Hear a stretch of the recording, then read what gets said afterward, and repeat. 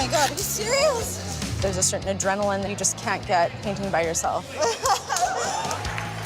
I heard a smash. What happened? I broke my mirror. You know, that's 7 years of bad luck. How do you feel? Man is nuts. 5, 4, 3, 2, 1. Feeling the tension already. Ooh. That was a preview from the new Canadian series Crash Gallery, which gives artists a variety of challenges, and they go in front of an audience and compete to deadline. Joining us now, how it all works, is host Sean O'Neill. Thanks for being here. Thanks for having me, guys. This is a cool show. Yeah, very exciting. This is something that I haven't seen. I have to give you kudos because these artists, that you've taken artists and put them on a show, and they usually, you know, it takes a while to complete the artistic process, and you've given them a deadline. We've absolutely given them a deadline. They have 30 minutes to make, well, they're not masterpieces, but to put their creativity to the test under pressure. The show is about having fun with art, and we create 2 challenges an episode inspired by major artists throughout the course of art history, but we turn them upside down and on their head and let the artists have a little fun while they're doing it.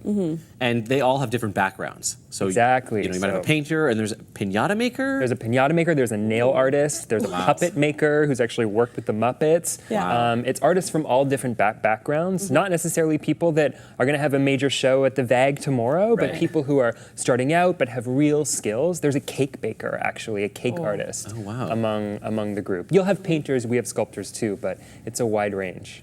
Let's talk about the audience factor. So this is a show that has a live audience, and explain how it works. They're not just watching the artists create, right? No, they're participating. We let the artists, when we frame the challenges for the artists, we tell them they can use the audience the way that they see fit. And artists over thousands of years have had studios and assistants and people who have helped them. Right. So some artists just want the audience there for moral support, and other artists are asking them to go get supplies, getting them to help out with the composition. You can have them work for you. I love it. That's really cool. You can put them to work. Yeah. Get me a coffee, get me a water. Just yeah, exactly. Assistant, okay. Okay, so they all have different experiences. What's the biggest challenge for them going into this? I think for them, it's putting aside the part of them that wants to, really think and conceptualize and take the time and work on something for months and figure out a way to make something interesting and put their skills to use in 30 minutes.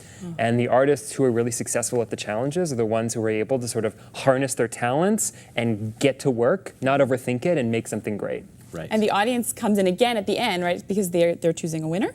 The audience gets to choose who they think wins that show, each show. We have a different winner at the end of every episode. Right. Do they even have time to charm the audience or sort of get them on their side, or how does that work? Yeah, it was amazing to us in the studio actually watching the audience get behind the artists. And I think when you see people under pressure, but also who have amazing talents, people would get really excited. And there's people cheering them on and screaming and saying, like, go Audra or go Leilani.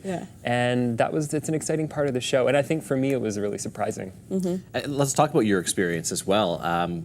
You're obviously making sure things are keeping moving. You have great one-liners. Yeah. What was it like for you going through the process? I mean, I work at the Art Gallery of Ontario in Toronto. That's my day job. It's very quiet normally. And we have fun with art. We do big events, but this was taking it to the next level. And I think what's exciting is that visual arts can often seem sort of intimidating, or people feel like they need to know a lot to engage. And what we do on Crash Gallery is open art up and just have fun, so that anybody, regardless of what your expertise is or your experience with art, can watch the show and I think, oh, could I do that? Or wow, look what that artist did, and have a good time. And that's what it should be. Art should be fun. It should be something and accessible. I think a lot of us think if we aren't good at drawing or painting, then we can't go into art. Yeah, or if you haven't done a degree in art history. But Crash Gallery, I think, really helps break down those barriers. And everybody remembers putting their pen to paper when they were 5 years old and having fun with art. And I think Crash Gallery extends that and sort of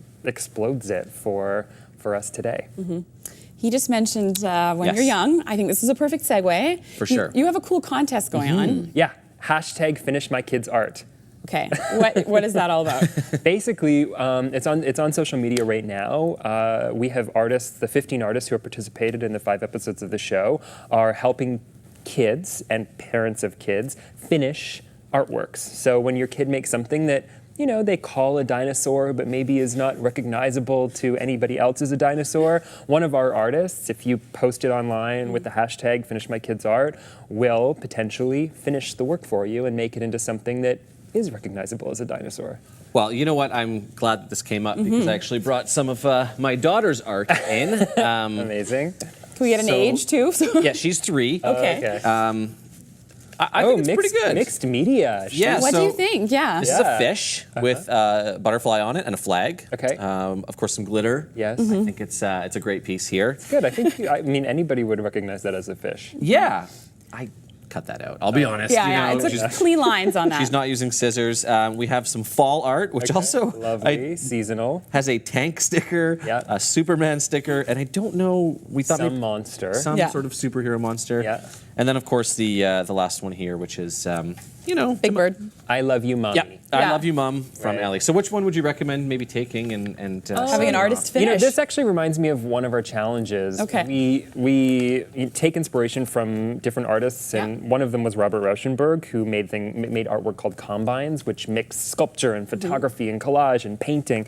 So Okay. I feel like this is a really interesting sort of little bit abstract, Yeah. but makes you feel something about the season. Fall. Bringing in unexpected materials, Yeah. and then it'd be interesting to see one of our artists, I think, kind of fill it out and help you understand, maybe make it a little more figurative. But Excited. I don't know, she's creative. She is. She certainly is. But I'm excited to see what we can do with this hashtag. And I love hearing you describe art, by the way. I'm excited to see you on the show. Excited to see the show in general. Thank you you. so much for coming by, Sean. My pleasure.